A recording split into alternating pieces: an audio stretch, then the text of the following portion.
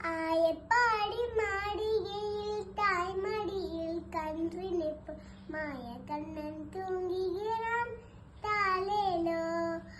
ஆயப்பாடி மாளிகையில் தாய்மடியில் கன்றினை போல் மாய கண்ணன் தூங்குகிறான் தாலேலோ.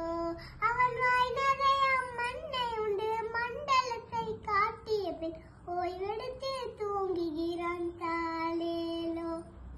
ஓய்வெடுத்து தூங்குகிறான் தாலேலோ.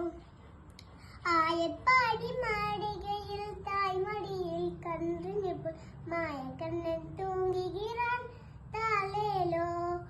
பின்னெடுத்த கோபியரை கண்ணத்துல கண்ணவித்து மன்னவன் போல் ஈரசேரான் தாலேலோ. மன்னவன் போல் ஈரசேரான் தாலேலோ. ஆயப்பாடி மாளிகையில் தாய்மடியில் கன்றினை போல் மாய கண்ணன் தூங்குகிறான்